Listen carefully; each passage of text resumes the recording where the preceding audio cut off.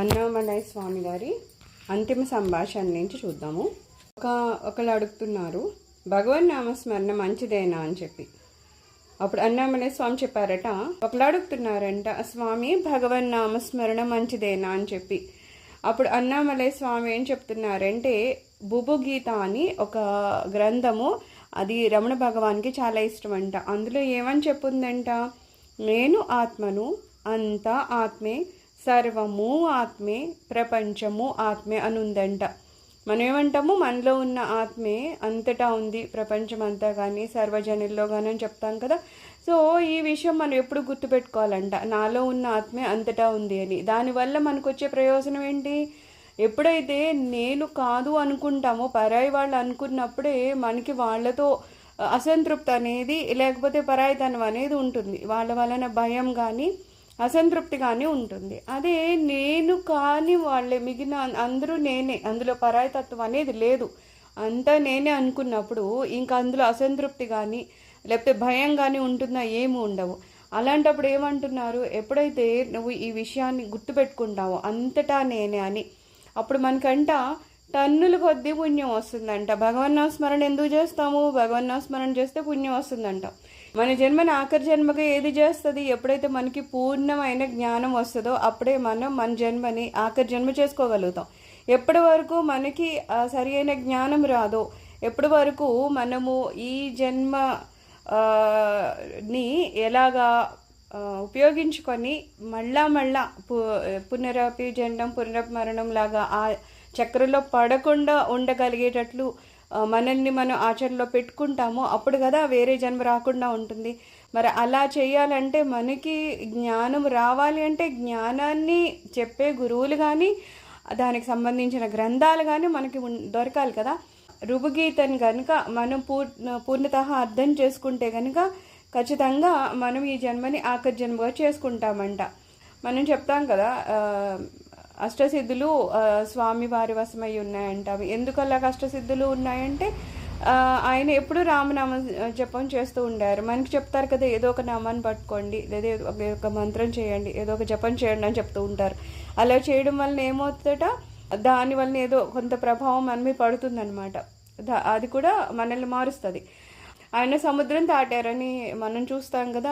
ఏదో ఆయన కష్టసిద్ధులు లేవు అనుకుందాం, మనలానే ఉంటే ఆయన అంత పెద్ద 100 యోజనాల సముద్రాన్ని ఇలా దాటగలుగుతారో, దాటలేరు. ఆయన అష్టసిద్ధుల్ని పొందారు కాబట్టి ఆయన ఆ సముద్రాన్ని దాటగలిగారు. అలాగే అంట మనం కూడా ఈ మంత్రాన్ని కనుక ఏమని, నేనే ఆత్మని, లేకపోతే అంతటా ఉన్నది ఆత్మే అని కనుక మనం, అందుకే దాన్ని ఎప్పుడేమంటాం, ఆత్మవిచారణ చేయండి అంటాం. ఇంకా వేరే ఏదో ఆలోచించాల్సిన అవసరం లేదు. అంతకంటే గొప్ప జపం కానీ సాధన కానీ మరేమీ లేవు అంటున్నారు. ఎప్పుడు జపం చేయడం అన్నిటికన్నా చాలా ముఖ్యమైనది, చాలా ప్రయోజనకారి ఏంటంటే జపమే. ఆ జపం అనేది కొంతమంది ఏదైనా ఒక నామాన్ని పట్టుకుంటారు, లేకపోతే ఏదో గురుమంత్రం పట్టుకుంటారు, ఇంకోటి ఏదో పట్టుకుంటారు. అలాగా మనం కూడా ఏంటంటే ఆత్మ అనేది పట్టుకుంటే కనుక చాలా, అంటే దాన్ని మించిన వేరే జపం కానీ వేరే సాధన కానీ ఏమీ లేదని చెప్తున్నారు. మన ఫస్ట్ ఏమంటారు, ఎప్పుడు ఆత్మని అంతర్ముఖం అవ్వమనే చెప్తున్నారు. బాహ్యంగా ఎంత నెతికినా ఏం చేసినా సరే దానివల్ల వచ్చే ప్రయోజనాలు లేవు. మనకు ముందు తెలియక ఏం చేస్తాం, ఎప్పుడు బయటే నెతికాం. భగవంతుడిని ఎప్పుడూ ఏం చేసేవాళ్ళం, బయట నెతుకుతూ ఉండేవాళ్ళం. అందుకని ఏం చేస్తామంటే, మనం మామూలుగాను ఏదో స్వాముల దగ్గరికి, ఆశ్రమాల దగ్గరికి, ఏదో పవిత్ర స్థలాలకి వెళ్తూ ఉంటామంట. అవేమీ అంత ప్రయోజనకరం కాదు. ఎప్పుడైతే మనకి జ్ఞానం వస్తుందో ఆ తర్వాత ఏమో అర్థమవుతుంది, ఈ బయట ఎంత నెతికినా సరే అక్కడ కాదు నాకు దొరకాల్సింది, నేను పొందాల్సింది ఏముందో అది నాలోనే ఉంది. అందుకని అంతర్ముఖం అవడం చాలా ఇంపార్టెంట్. దానికి తర్వాత అర్థమవుతుంది అనమాట. మనకి ఇంకా పెద్ద ప్లస్ పాయింట్ ఏంటంటే, మన అంతర్ముఖం అయ్యి మనలో మన ఆత్మని వెతుక్కోవాలంటే ఎక్కడున్నా చేయొచ్చు, ఎలాంటి పరిస్థితుల్లో అయినా చేయొచ్చు, ఎప్పుడైనా చేయొచ్చు. అలాగే అవస్థ కూడా, ఇప్పుడు ఒక వృద్ధాప్యం వచ్చిందనుకో, వృద్ధాప్యంలో కొన్ని పనులు ఇంకా చేయలేము. మనం ఏమన్నా తీర్థయాత్రకు వెళ్ళమంటే వెళ్తామో, వెళ్ళలేము. అలాగని ఏదో హోమాలు పూజలు అవన్నీ కూర్చొని చేసేవి ఏమన్నా చేయమంటే అది కూడా ఎక్కువసేపు చేయలేరు.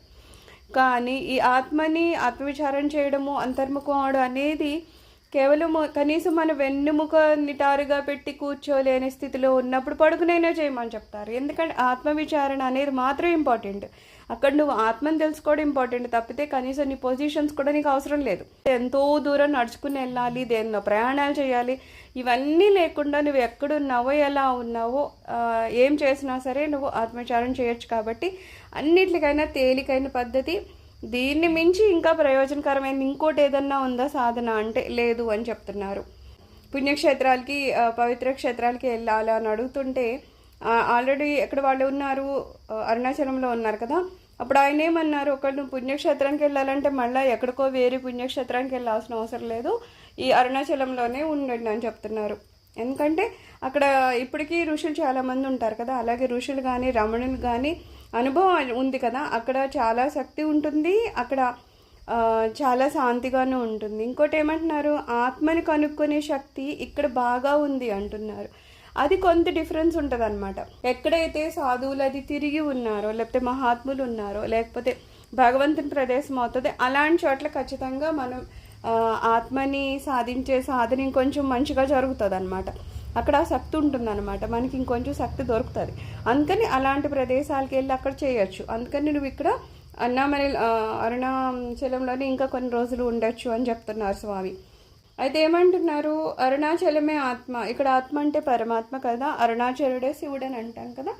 సో ఒకవైపు చూస్తే అరుణాచలము పరమాత్మే, రమణుడు ఆయన భగవాన్, ఆయన ఆత్మే, మనలోనూ ఎవరున్నారో వాళ్ళలోనూ ఆత్మే. సో ఏమంటున్నారు, మనలో ఉన్న మన ఆత్మని తెలుసుకోవాలంటే అక్కడ భగవంతుడు అరుణాచలము ఉన్నారు, రమణుడు ఉన్నారు కాబట్టి వాళ్ళందరితో ఆ ప్లేస్ ఇంకా ఎక్కువ శక్తివంతమైంది కాబట్టి అక్కడే ఉండి నువ్వు ఆత్మని తెలుసుకో అంటున్నారు. అయితే ఏమంటున్నారు, పూర్తిగా మనం ఏమనాలంటే ఆత్మకి శరణాగతి ఇవ్వాలి. శరణాగతి అనేది చాలా ఇంపార్టెంట్. గురువు కూడా శరణాగతిని పూర్ణతః శరణాగతిని ఎందుకంటామంటే మన సొంత తెలివితేటలు కానీ మన సొంత ఆలోచనలు కానీ అందులో పెట్టనంతసేపు మన శరణాగతిలో ఉన్నట్లే. అప్పుడేమవుతుంది, వాళ్ళ ప్రభావం మన మీద పడుతూ ఉంటుంది. లేదు ఏదో మన సొంత తెలివితేటలే మన శక్తినే మనం ఉపయోగించుకుంటే ఎంతకాలమైనా ఎక్కడున్నాడో అక్కడే ఉంటాం. అందుకని ఏంటంటే భగవంతుని కానీ లేకపోతే గురువుల్ని కానీ మనం పూర్ణాస శరణాగతి అడుగుతూ ఉంటాం. ఎందుకంటే వాళ్ళ శరణలోకి వెళ్ళాక ఏమవుద్దంటే వాళ్ళ ప్రభావం మన మీద పడి మనం ఏదైతే తెలుసుకోవాలనుకుంటున్నామో, ఆత్మని చేరాలనుకుంటున్నామో అది ఇంకా త్వరితగా వెళ్తుంది, శక్తివంతం అవుతుంది అనమాట. సరే వాళ్ళు యాక్చువల్గా వీళ్ళు ఏదో తీర్థయాత్ర స్పెషల్ బస్సుల్లో వెళ్తారు కదా, వాళ్ళల్లో ఒక క్యాండిడేట్ అనమాట. సో వాళ్ళు ఏంటంటే కొన్ని రోజులు ఇక్కడ ఉండే తర్వాత ఇంకా వేరే చోట్లకి వెళ్తూ ఉంటారు. మరి అలా వెళ్ళిన వాళ్ళకి ఆ డౌట్ ఉంటుంది కదా, ఇక్కడ ఉండిపోమంటున్నారు, నెక్స్ట్ దానికి వెళ్ళినా వద్దా అని అడిగినప్పుడు అప్పుడు అన్నామనే స్వామి ఏం చెప్తున్నారంటే అది నీ ఇష్టం. నేను చెప్పడం వరకు ఎప్పుడైనా గురువులు ఏంటంటే మనల్ని ఏమి నెత్తి మీద కూర్చొని ఇలా చెయ్యని అనరు. వాళ్ళు చెప్పడానికి ఒక మార్గం చూపిస్తారు, ఇది సరి అయిన మార్గం అని చెప్తారు. అందుకే ఏంటంటే పూర్ణస్య శరణాగతి అంటాము. ఎందుకంటే వాళ్ళ మార్గం చెప్పితే కళ్ళు మూసుకొని వెళ్ళిపోవాలి, అటువైపు వెళ్తేనే మనకి ఏ గమ్యమో దొరుకుతుంది. లేదు ఆయన అలా చెప్పారు కానీ నేను ఇలా చేస్తాను అన్నామంటే ఇలానే ఉంటుంది అనమాట. సో ఇంకా స్వామి ఏమంటారు, సరే నేను చెప్పాను, నీకు ఇష్టమైతే ఇక్కడ ఉండు, లేదంటే వెళ్ళాలంటే వెళ్ళు, కానీ చేయాల్సిందేంటి, నువ్వు ఎక్కడికి వెళ్ళినా సరే ఆత్మని మాత్రం వదులుకో అంటున్నారు. ఆత్మ విచారణ ఎప్పుడూ చేస్తూ ఉండాలన్నమాట. సో దాన్ని మాత్రం నువ్వు గుర్తుపెట్టుకో అని చెప్తున్నారు. ఆయన చెప్పారట ఏదో 10-12 రోజులు వెనక్కి వస్తానని. అప్పుడు అన్నామలై స్వామి అంటున్నారు, నువ్వు ఎప్పుడు ఎక్కడ ఎలా ఉన్నా సరే అంతర్ముఖమై ఉండు, ఆత్మ మీదే ధ్యాస పెట్టి ఉంచు అని. అప్పుడు ఆయన అన్నారు, స్వామీజీ కృతజ్ఞతలు. అయితే ఇక్కడ ఏం చెప్తున్నారు, ప్రారంధంలో నువ్వు వెళ్ళాలని ఉంది అంటున్నారు. ఇక్కడ మనము చెప్తాం కదా, కొంత జ్ఞానం వచ్చాక ఏమర్థమవుతుందంటే మన ప్రారంధంలో ఏది ఉందో అదే జరుగుతూ ఉంటుంది. మనం ఎంత ప్రయత్నించి ఎక్కడికో వెళ్ళాలని మనం ఎన్ని రకాలుగా ప్రయత్నాలు చేసినా సరే ఆఖరి నిమిషాల్లో ఆగిపోవడం జరుగుతుంది. ఒక్కొక్కసారి అసలు వెళ్ళాలనుకోకపోయినా సరే అప్పటికప్పుడే బయలుదేరి ఎక్కడికో వెళ్ళాల్సి ఉంటుంది. ఇవన్నీ మరి ఎందుకంటే ఇలా జరుగుతాయి అంటే ప్రారంధంలో ఉంటుంది. అందుకని స్వామి ఏమంటున్నారు, నీ ప్రారంధంలో నువ్వు ఇంకా 10-12 రోజులు ఎక్కడికో వెళ్ళొస్తా అన్నాడు కదా, సో నువ్వు అక్కడికి వెళ్ళాలని ఉందన్నమాట. అందుకని నువ్వు వెళ్తున్నావు, మంచిది వెళ్ళు. కానీ వెళ్ళినా నువ్వేం చేయాలి, నీ ఆలోచన అంతా ఆత్మ మీదనే ఉంచాలన్నమాట. సో ఆత్మ విచారణ ఎప్పుడు చేస్తూ ఉండని చెప్పారు. ఇక్కడ ఏమంటారు, చేతిలో దీపం ఉంటే చీకటి ఎక్కడ ఉంటుంది, తొలగిపోతుంది. కానీ మనకు తెలియనంతసేపు ఏదో కొన్ని ఒక టార్చ్ అనుకుందాం, అది టార్చ్ అయితే ముందు అది ఆన్లో ఉండదు కదా, అది ఎప్పటివరకు ఆన్ చేయమో అది చీకటిగా ఉంటుంది. సో అక్కడ చీకటి ఉందని అనుకుంటాం, కానీ ఎప్పుడైతే ఆ టార్చ్ మనకు అందింది, దాని స్విచ్ ఆన్ చేసుకున్నాము, ఆ చీకటి ఏముండదు, అంతా వెలుగు వస్తుంది. అట్లానే ఈ జ్ఞానము అనే దీపం ఎక్కడో ఉంది, ఎవరినో పట్టుకోవాలి, ఏవో గ్రంథాలు చదవాలి, ఏంటేంటో చేస్తే కానీ అందదేమో అని అనుకుంటాం కదా. సో స్వామి ఏమంటారు, నీకు అలా అని ఎప్పుడు అనిపిస్తుందట ఆ దీపం అక్కడ ఉందని తెలియనంతసేపే, కానీ నిజంగా అది మన చేతిలోకి వచ్చాక, ఆ దీపము ఆన్ చేసాక అరే ఇది మన దగ్గర ఉందని తెలుస్తుంది కదా. అలాగే మనకి ఎప్పుడైతే జ్ఞానం వచ్చి మనం ఆత్మ మనలోనే ఉంది అని గనుక మనం తెలుసుకోగలిగితే, అనుభవపూర్వకంగా ఆ ఆత్మని కనుక పూర్తిగా తెలుసుకున్నామంటే, తెలుసుకోవడం అంటే ఏంటి, పూర్తిగా మన జ్ఞానాన్ని సంపాదించడం. అయితే ఆత్మానుభవం పొందాలి అని అనుకుంటారు మామూలుగా, రమణ భగవాన్ దగ్గరికి వెళ్ళినా లేకపోతే సాధకులైనా ఎవరైతే జ్ఞానాన్ని పొందాలనుకుంటారో సహజంగా వాళ్ళకున్న కోరిక ఏంటి, ఆత్మానుభవాన్ని పొందాలనుకుంటారు. సో స్వామి అంటున్నారు, నువ్వు అలా పొందాలనుకున్నావు కాబట్టి ఇన్ని రోజులు ఇక్కడ ఉన్నావు. అయితే ఇలాంటి కోరికలు అందరికీ వస్తాయంటే సహజంగా అందరికీ రావంటున్నారు. అందుకని ఇలాంటి ఏ కోరిక వచ్చినా సరే, లేకపోతే భక్తి మార్గంలో ఉన్నామంటే ఏదో దానికి అదే అయిపోతుందని అనుకోకూడదు. మనము ఎన్ని జన్మలు పుణ్యం చేస్తానో, లేకపోతే ఏ భగవంతుడి కృపాకటాక్షాలు మనలో ఉంటేనో దీంట్లోకి వచ్చి మనం ఇవన్నీ ధ్యానం చేయాలని కానీ, జ్ఞానాన్ని పొందాలని కానీ ప్రయత్నాలు చేస్తూ ఉంటాం. ఇక్కడ ఏం చెప్తున్నారు, ఈ జన్మలో ఒకవేళ మనం ఎవరినైనా జ్ఞాని అని కనిపించారంటే ఆయన ఏదో ఇప్పటికిప్పుడు పుట్టి ఇలా సంపాదించింది కాదు కదా. ఆయన ఎన్నో జన్మల పుణ్య ఫలితంగా ఇప్పటికి ఆయన ఇలా జ్ఞానిగా మారారు కాబట్టి ఇదే ఆయన ఆఖరి జన్మ అని మనకు అర్థం అవ్వాలంట. ఎవరికైతే పుణ్యబలం ఎక్కువ లేదనుకో, వాళ్ళు ఇలాంటి ఏమైనా చేసినా తీవ్రంగా చేయాలి, వాళ్ళ సాధన ఇంకా ఎక్కువ చేయాలి. ఎందుకంటే ముందువి వాళ్ళ దగ్గర లేవు. ఏదైనా అంతే కదా. ఇప్పుడు మన దగ్గర ఇంతకు ముందు ఎప్పుడు డబ్బులు లేవు, ఇప్పుడు ఏదో సామాన్ కొనుక్కోవాలంటే అయితే ఇప్పుడన్నా ఎక్కువ సంపాదించాలి. లేదా ఇంతకుముందు డబ్బులు ఉంటే దానికి కాసింత యాడ్ చేసి ఇప్పుడు కొంటాం, అంటే ఎప్పుడో ఒకసారి కావాలి. అలాగా పుణ్యం అనేది పూర్వజన్మల్లో ఎక్కువ ఉంటే ఇప్పుడు తక్కువ సాధన చేసినా ఆత్మానుభవం కలుగుతుంది. లేదు అసలు ముందు మనకేం లేదంటే ఇప్పుడు తీవ్రమైన సాధన చేయాలన్నమాట. గురువుల్ని వెతుక్కోవడం కానీ, గురువుల యొక్క బోధ విన్నా కూడా దాని మీద సాధన కానీ చాలా ఎక్కువ చేస్తే అప్పుడు మనం దాన్ని పొందగలుగుతామంట. అయితే ప్రాపంచిక విషయాల మీద వైరాగ్యం రావాలంటే మనకుగా మనం వైరాగ్యం తెచ్చుకుంటామంటే అది కూడా జరగదు అంటున్నారు. కొంతమంది ఎంత పూజలు చేసినా వాళ్ళకి ఇంకా బయట వ్యవహారాల మీద ఇంట్రెస్ట్ ఉంటుంది. ఎందుకు అంటే వాళ్ళకి దాని మీద ఇంకా వైరాగ్యం రావట్లేదు. మరి వైరాగ్యం ఎప్పుడు వస్తుంది అంటే అది కూడా మన పుణ్య ఫలం మీదనే డిపెండ్ అయి ఉంటుందంట. ఎప్పటి వరకు మనము పుణ్యాన్ని ఎక్కువ సంపాదించలేదు అప్పటి వరకు మనకి వైరాగ్యం రాదనమాట. ఎప్పుడైతే ఈ పుణ్యం యొక్క బలం ఎక్కువ అవుతుందో ఆ బాహ్య ప్రపంచాల మీద వైరాగ్యం అనేది అప్పుడు పెరిగింది. అప్పుడు మనం ప్రాపంచిక విషయాలకి దూరం పడతాం అనమాట. మరి చాలామంది మనం పిలిచిన గుళ్ళకి కానీ గోపురాలకి రారు, లేకపోతే ఏవైనా సాధనకు సంబంధించిన విషయాలు వినమంటే వినరు, గురువుల దగ్గరికి వెళ్ళరు. అంటే ఎందుకు వాళ్ళకి అలాంటి ఆధ్యాత్మికమైన అనురక్తి కలగట్లేదంటే వాళ్ళకి అంత పుణ్యము లేదనమాట. సో అక్కడ కూడా ఏమంటున్నారు, నువ్వు ఒక ఆధ్యాత్మికమైన అనురక్తి కలగాలన్నా లేదు ప్రాపంచిక విషయాల మీద వైరాగ్యం కలగాలన్నా రెండింటికి కూడా పుణ్యబలం ఎక్కువ ఉండాలి. అంటే మనం పుణ్యాన్ని ఇంకా పెంచుకోవాలన్నమాట. ఇప్పుడు కట్టె ఉందంటే అది ఎండు కట్ట అనుకో వెంటనే కాలిపోతుంది. అది కాస్త తడిచి ఉన్న కట్టె అయితే మళ్ళీ దాన్ని ఎండబెట్టడానికి చాలా టైం పడుతుంది కదా. అది చాలా ఎండబెట్టాక అప్పుడు మళ్ళీ కారడం మొదలు పెడుతుంది. అలాగా మనుషుల్లో కూడా ఏదో మనుషులందరూ ఒకలాగానే చెప్తే వింటారు అంటే గురువుగారు అయితే అందరికీ ఒకలానే చెప్తారు, కానీ మరి అందరూ అలా స్పందిస్తున్నారు, అందరికీ అలా ఆధ్యాత్మిక అనురక్తి కలుగుతుంది, అందరూ ఆత్మానుభవాన్ని పొందాలని ప్రయత్నం చేస్తున్నారంటే ఎందుకు ఇవన్నీ చేయలేకపోతున్నారంటే వీళ్ళకి పూర్వజన్మల్లో ఎటువంటి పుణ్యము బలం లేదనమాట. ఎప్పుడు ఆత్మవిచారం చేయాలంటారు. ఎప్పుడు అంటే ఎప్పుడు ఏదో కాసేపు చేసాము, ఒక గంట చేసాము, ఒక అరగంట చేసాము కాదు. ఎప్పుడు ఆత్మ ఆత్మ ఆత్మ ఆత్మ ఉంది నాలో, లేకపోతే నేనే ఆత్మస్వరూపం, నాలో ఉన్న ఆత్మే లోకమంతా ఉంది. ఇవన్నీ మనం ఆలోచించడం వల్ల ఏమవుతుందట, నెమ్మదిగా మనలో ఎన్నో జన్మ నుంచి కరడు కట్టుకుని ఉన్న వాసనలు ఉన్నాయి కదా, ఆ వాసనల వల్లే కదా మనం ప్రపంచాన్ని వదిలేకపోతున్నాం. సో ఇది ఎప్పుడైతే ఈ ఆలోచన ఎక్కువ అవుతుందో అప్పుడు ఆ ఆలోచనలకు ఉన్న బలం తగ్గిపోతుంది, వాసన బలం తగ్గిపోతుంది. అప్పుడు ఏమవుతుంది, మన ఆలోచనలు అటువైపు నుంచి, ప్రపంచం వైపు నుంచి మళ్ళీ మన ఆత్మ వైపుకి వెళ్తాయి అన్నమాట. అఫ్కోర్స్ దాన్ని బలవంతంగానే మనం వెనక్కి తిప్పాలి. మామూలుగా ఇంకా ప్రధానికి ఏదో కాన్సెప్ట్ చెప్తూనే ఉంటారు, బయటిలాగా అలాగా, అది ఉంది ఇది ఉంది, ఆ పని ఉంది ఈ పని ఉంది అని చెప్తూనే ఉంటారు. అయితే అక్కడ ఉంది అన్నంతసేపు ఉంటుంది, కానీ ఏమని చెప్తారు, మనమే బలవంతంగా అక్కడ పని ఉన్నా సరే అది ఇలా కాదు ఇలా కాదని, లేకపోతే పని చేస్తూ కూడా ఆత్మ గురించి విచారం చేస్తూ చాలా బలవంతంగా మనం లోపలికి లాగితేనే అంతర్ముఖం అవుతాం, కానీ లేకపోతే ఆ ప్రపంచం అనేది చాలా ఈజీగా మనల్ని లాగేస్తుంది అనమాట. అప్పుడు ఏమంటున్నారు, ఈయన 10 సంవత్సరాలు రమణాశ్రమంలో ఉన్నారు. అయితే ఉన్నంతసేపు అన్నామలై స్వామి ఏం చేసేవారంట, ఆయన సొంత ఆలోచనల్ని పట్టించుకునేవారు కాదంట. ఆయన మనసు ఏం చెప్పింది, బుద్ధి ఏం చెప్పిందో సంబంధం లేకుండా కేవలం రమణ భగవాన్ ఏం చెప్పారో అది మాత్రం చేసుకుంటూ వెళ్ళేవారట. అంటే మన మనసులో ఏం చెప్తాయి, ఎంతసేపు బాహ్య ప్రపంచంలో తిరగమని చెప్తాయి, ఏవో వాసనల వెంట పరిగెట్టమని చెప్తూ ఉంటాయి. నేను మార్గం చెప్పేది ఎవరు, గురువులు. అందుకని ఏం చేయాలి, గురువులు చెప్పిన ఆ బోధనలు అవి మనం వాటిని ఫాలో అవడానికి ప్రయత్నం చేయాలి. తప్పితే ఏదో మన సొంత తెలివితేటలు అందులో ఇన్వాల్వ్ చేస్తే ఏమవుతుంది, అవి ఎప్పుడు బయటకు వెళ్ళి అవుతుంది. అది మనకు తెలియకపోని. ఎందుకంటే చాలామంది ఇంకా మళ్ళీ బయట దాంట్లో ఉన్నామంటే ఏం చెప్తారు, లేదండి అవి చాలా బాధ్యత ఉన్నాయి, దాన్ని మేము తప్పించుకోలేము, లోపలికి రాలే, ఏదేదో చెప్తూ ఉంటారు.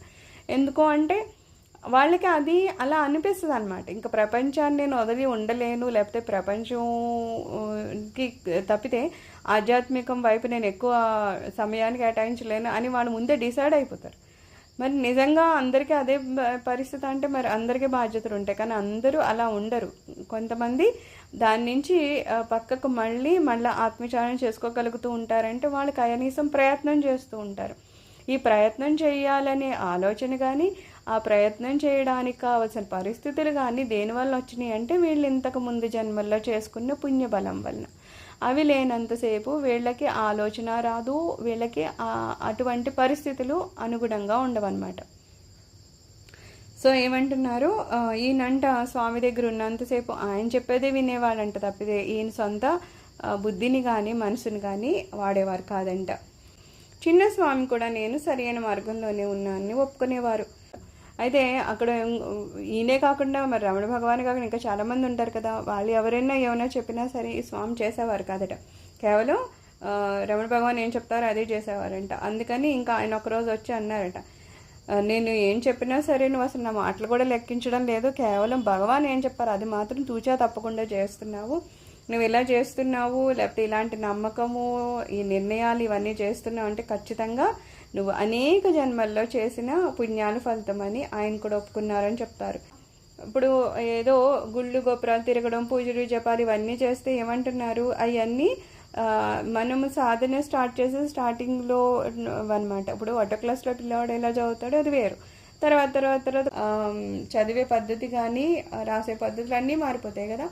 అలాగా ఎప్పుడు ఇంకా గుడికి వెళ్తున్నాము, రోజు పూజ చేస్తున్నాం, రోజు అంటే స్టార్టింగ్ సాధన ఎలా ఉందో ఈరోజు సాధన అలాగే ఉంది, జీవిత మన చరమ దశలో కూడా అలాగే ఉంది అంటే అది కరెక్ట్ కాదంటున్నారు. మనలో మార్పు రావాలి, ఇంకా మనం చేసే పూజ వాటిల్లో మార్పు రావాలి, ఆలోచన సాధన స్థితిలో మార్పు రావాలి.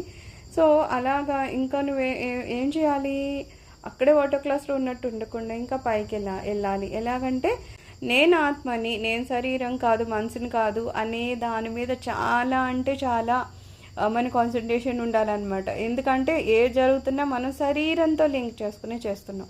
దీనికి ఏం కావాలో, దీనికి ఏది సుఖ పెట్టాలి, దీనికి ఏం అలంకారాలు ఇవే కదా చేస్తున్నాం. సో ఎప్పుడు మనం గుర్తుపెట్టుకున్నాం అనుకో శరీరం నేను కాదు అంటే ఆటోమేటిక్గా ఏమవుతుంది, మనకున్న ఆ ప్రాపంచిక వాసనలు అయితే తగ్గిపోతాయి. ముందు ఆ ప్రపంచం మీద ఉన్న ఇంట్రెస్ట్ అయితే తగ్గుతుంది. సో అటు నుంచి మనకి వైరాగ్యం కలుగుతుంది. వైరాగ్యం కలిగాక నెక్స్ట్ జరిగేది ఏంటి, అంతర్ముఖం అవ్వడం. సో ఆత్మని నేను అనేది గుర్తుపెట్టుకోవడం, శరీరం నేను కాదు అని గుర్తుపెట్టుకోవడం, ఈ రెండు చాలా ఇంపార్టెంట్ అనమాట. ఇవి ఎప్పుడు మనల్ని ఆలోచిస్తూ ఉండమంటారు. సజ్జనుల సహవాసం అనేది కూడా చాలా ఇంపార్టెంట్ అనమాట. ఎప్పుడు వరకు మన సహవాసం సజ్జనులతో ఉండదో, ఎవరైతే ఉంటారో వాళ్ళ ఆలోచనలు, వాళ్ళు చేసే పనులు యొక్క ప్రభావం మన మీద ఉంటుంది కదా, ఖచ్చితంగా ఉంటుంది. అలాంటప్పుడు నేను పూజలు పునస్కారాలు చేస్తూ ఉంటే నేను ఆజాది మార్గంలోనే ఉన్నాను, కానీ నేను ఉన్న వాళ్ళు మాత్రం షాపింగ్లు తిరుగుతారు, సినిమాలు తిరుగుతారండి, వాళ్ళతో ఉంటే తప్పేంటి అనుకుంటే ఖచ్చితంగా వాళ్ళ ప్రభావం మన మీద ఉంటుంది.